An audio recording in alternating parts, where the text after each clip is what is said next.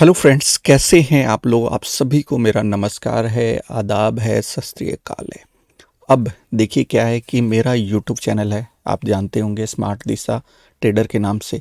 वहाँ पे आप जाके हमारे यूट्यूब चैनल के ऊपर जाइए और चैनल को सब्सक्राइब कीजिए। इसी सीरीज़ में मैंने आपसे एक प्रॉमिस किया था, थोड़ा सा मैंने एक वीडियो बनाया था जिसके अंदर एक मेरे स्टूडेंट की कंप्लेन आई थी कि सर आपकी आवाज़ बहुत कम है। दैट्स वाई मैं इसको दोबारा जो है रिकॉर्ड कर रहा हूँ, उन चीज़ों को हटा रहा हूँ। और साथ के साथ देखेंगे, उस वीडियो को भी मैं रहने दूंगा, आप चाहें तो वहाँ पे भी जाके देख सकते हैं। और देखने के लिए क्या करना है, आपको यूट्यूब चैनल पे जाना है हमारे, और वहाँ पे आप बेसिक अबाउट द मार्केट है उसमें किया। अब मैंने क्या किया है, मैं एक सीरीज स्टार्ट कर रहा हूँ, how to become a pro trader. आपको प्रो ट्रेडर में एक अच्छे ट्रेडर कैसे बन सकते हैं। देखिए, ट्रेडर और इन्वेस्टर दो तरह के होते हैं। मैं आपको इन्वेस्टमेंट में भी देना चाहूँगा और ट्रेडर भी बनाना चाहूँगा। और साथ के साथ मैं आपसे रिक्वेस्ट ये करूँगा कि मेरे टेलीग्राम चैनल को ज्वाइन कीजिए। जैसे ही हम लोग 100 मेंबर हो जाएंगे, 100 मेंबर, आपसे कोई मैं फीस चार्ज नहीं करूँगा, कोई एक तरीके का चार्जेज नहीं होगा। आपको सिंपली क्या करना है, आपको उस ग्रुप को ज्वाइन करना है। ग्रुप ज्वाइन करने के साथ ही आपको फ्री में एजुकेशन मिलेगी। साथ के साथ आपको गूगल मीट पे भी ज्वाइन किया जाएगा। अगर आपके लाइव मार्केट में कोई भी डाउट्स होते हैं ड्यूरिंग द लाइव मार्केट, आपके साथ कोई बैठने वाला है नहीं है, मुझे नहीं पता, लेकिन मैं आपके साथ बैठने के लिए तैयार हूं। और आपके जितने भी क्वेश्चंस होंगे लाइव मार्केट में, उन अपडेट्स को जैसे आप देखते हैं न्यूज चैनल पे, उसकी जगह मैं आपको लाइव अपडेट में आपके क्वेश्चंस का आंसर देना चाहता हूं। सो हम इसी सीरीज में अपने जो है स्मार्ट दिशा का जो है आपका basic about the market, market क्या है, किस तरीके से काम करती है, मार्केट के अंदर आप कहते हैं जानते होंगे कि स्टॉक एक्सचेंजेस कितने प्रकार के हैं, उनकी जैसे एक इन्वेस्टर है या आप ट्रेडर हैं तो उसकी रक्षा के लिए कौन तैयार पड़ा हुआ है। आपकी जो है आप होल्डिंग करते हैं या जो डे टू डे ट्रेडिंग करते हैं, उसके ऊपर, उन चीज़ों के ऊपर आपके डिपॉजिटरी के रूप में, जैसे बैंक में पैसे जमा होते हैं उसी तरीके से आपके स्टॉक्स के भी रिकॉर्ड रखे जाते हैं, तो उसका रिकॉर्ड कौन रखता है। इन चीज़ों को हम धीरे धीरे एक एक करके स्टेप बाय स्टेप सीखेंगे। देखिए, एक दिन के अंदर सब कुछ सीखा नहीं जा सकता है। सो इसी वजह से मैं इसको धीरे धीरे हर चीज़ के ऊपर स्टार्ट करूंगा। आपको जितने भी इंडिकेटर्स होते हैं उन इंडिकेटर्स के बारे में भी बताऊंगा। आपको लीडिंग इंडिकेटर्स होते हैं, लैगिंग इंडिकेटर्स होते हैं, इनके बारे में भी जानेंगे आप। उसके बाद आगे ऑप्शन चेन के बारे में जानेंगे। फिर हमें उस तरीके से, मतलब मार के चलिए, आपको इन्वेस्टमेंट करना है, लॉन्ग टर्म के लिए इन्वेस्टमेंट देखना है, तो किस तरीके से हम स्टॉक्स को फाइंड आउट करेंगे और किस लेवल पे हम लोग उसको बाइंग करेंगे और किस तरीके से हम उसको स्टॉप लॉस लेके ट्रेल करेंगे। या लॉन्ग टर्म के लिए देखना है तो हम उसको व्यू को किस तरीके से देखते हैं, वो नजरिया होगा। बट एक चीज ध्यान रखिएगा फ्रेंड्स, यहां पे ना मैं आपसे कोई चार्जेस नहीं ले रहा हूं और ना आपको दे रहा हूं, ये सिर्फ जो है ना मेरी पर्सनल राय है। सो प्लीज किसी भी ट्रेड्स या किसी भी अपने डिसीजंस को लेने से पहले अपने फाइनेंशियल एजुकेशन जो एडवाइजर हैं उनसे एक बार जरूर कंसल्ट कर लीजिएगा, ताकि आपको इतना आइडिया मिले कि हां आप जो कर रहे हैं वो सही है या गलत है। सो हम सबसे पहले आ जाते हैं basic about the market. The basic of stock market क्या होता है।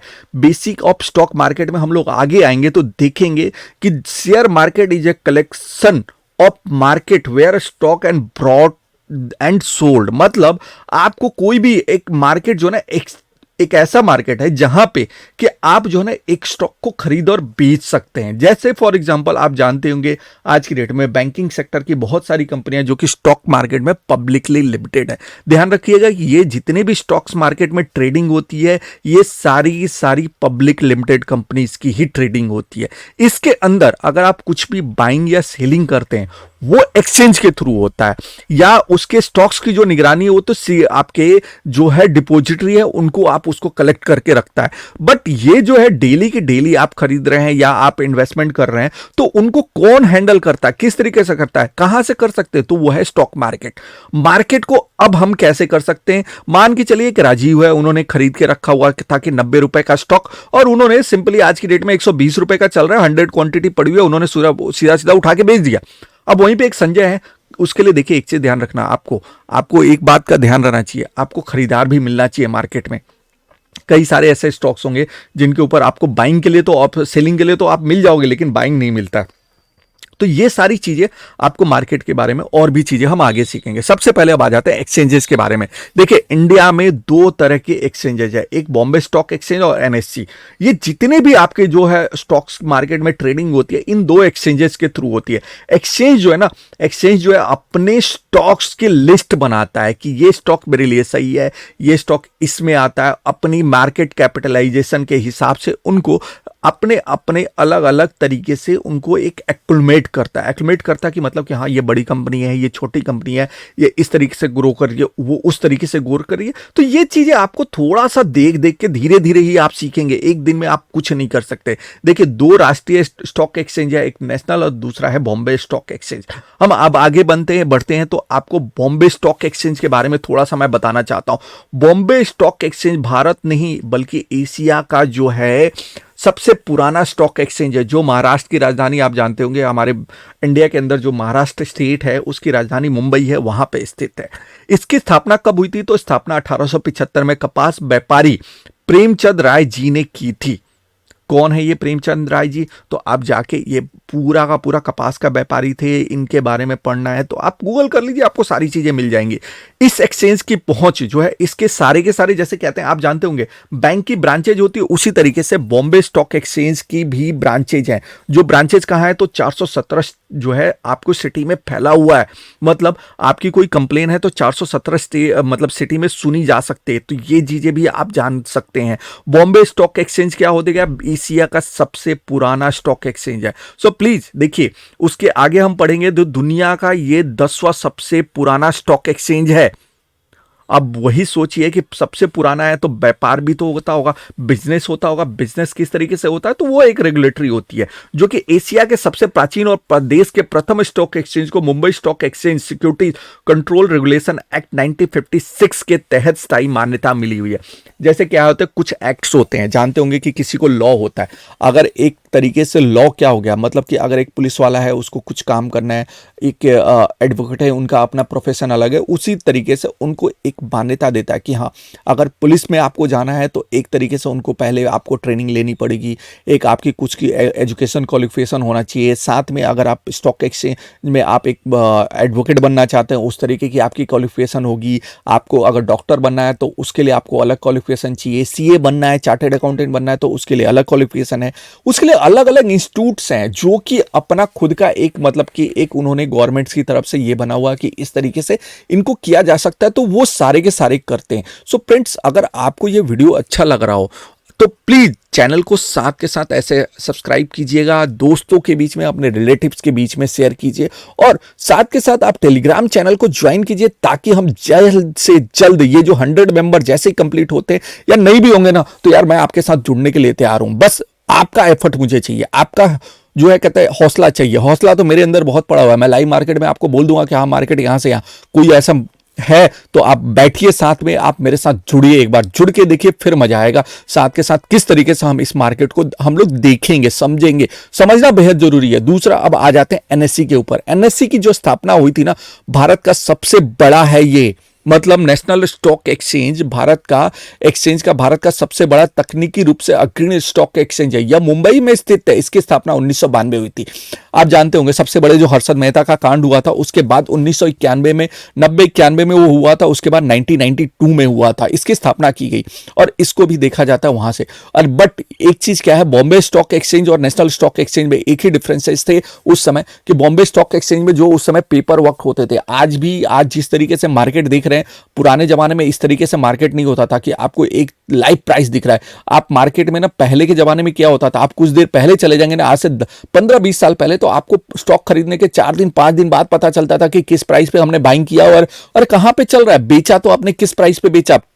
और उसके लिए क्या होते थे, हमारे ब्रोकर होते थे। जैसे आप अलंकित को जानते होंगे, ऐसे बहुत सारे अलंकित जो इनके ऑफिसेज में बहुत सारे अपने एक्सचेंज आपको ट्रेडिंग ये लोग करवाते थे। तो इसी चीज को और आगे हम लोग क्या बढ़ते हैं, इसकी स्थापना जो है सेवारन समिति द्वारा की गई। कारोबार के लिहाज से ये विश्व का सबसे तीसरा बड़ा स्टॉक एक्सचेंज है। इसके पास वीसेट टर्मिनल भारत के 320 शहरों तक फैला हुआ है। एनएससी एक आधुनिक, पूरी तरह से स्वचालित screen board electronic trading system प्रदान करने वाला पहला स्टॉक एक्सचेंज है। वीसेट क्या हो गया? अब वीसेट के बारे में आप मुझसे पूछेंगे तो वीसेट एक तरीके से जैसे आपके घर में, मान के चलिए आप घर में टीवी देखते हैं, आप मोबाइल से कॉल करते हैं, आप घर में बैठे बैठे नेट देख रहे हैं, आप मोबाइल पे यूट्यूब पे मेरा वीडियो देख रहे हैं, ऐसी चीजों को एक जो सर्वर बनाता है, जो आपको डायरेक्टली आपके पास पहुंच बनाता है, उस तरीके की एक सर्वर्स को जो है अलग अलग नाम दिए गए, उसी में से ये वीसेट है। अब इसमें देखेंगे तो 320 सिटीज में इसके भी एक्सचेंज के ऑफिसेस हैं। सो अब और आगे क्या है तो देखिए, मैंने आपको बताया कि एनएससी का जो है इंडेक्सेज, अब ये अपने स्टॉक्स के इंडेक्सिंग भी कर रहे हैं।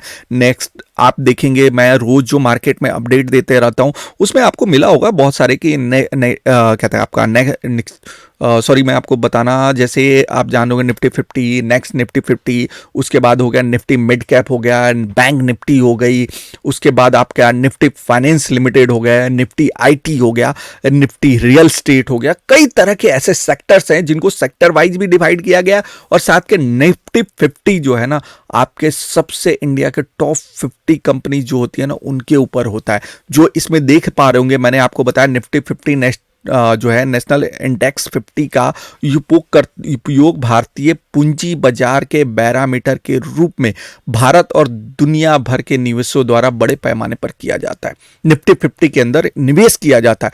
जैसे आप जानते होंगे, आगे हम लोग इसमें सीखेंगे एफआईआई क्या होते हैं, डीआईआई क्या होते हैं। तो ये सारी चीजें होती है मार्केट में, बहुत सारी चीजें सीखने के लिए। बस आपके पास टाइम होना चाहिए और ज्वाइन करिए। क्या है ज्वाइन, कैसे किया जाता है? बस एक बटन दबाना है। आपसे मैं पैसे नहीं मांग रहा हूं, और मेरे नाम पे कोई आपसे पैसे मांगता है ना, तो सो प्लीज जो ना, सबसे पहले जाके उसको आप साइबर कंप्लेन कीजिए, ताकि मार्केट में ना उसकी धज्जियां उड़ के रह जाए। और आगे हम बढ़ते हैं। न्यूयॉर्क स्टॉक एक्सचेंज जो है ना, आप जानते होंगे, जैसे आपके सामने बताया मैंने कि भारत का जो है ये सबसे बड़ा तीसरा जो है विश्व का तीसरा सबसे बड़ा स्टॉक एक्सचेंज है। तो न्यूयॉर्क जो है, आपके माइंड में आ रहा होगा कि कौन सा पहला है, तो भैया न्यूयॉर्क स्टॉक एक्सचेंज है, जो कि अमेरिका के द्वारा स्टॉक एक्सचेंज चलाया जाता है, जिसकी स्थापना 1817 में हुई थी।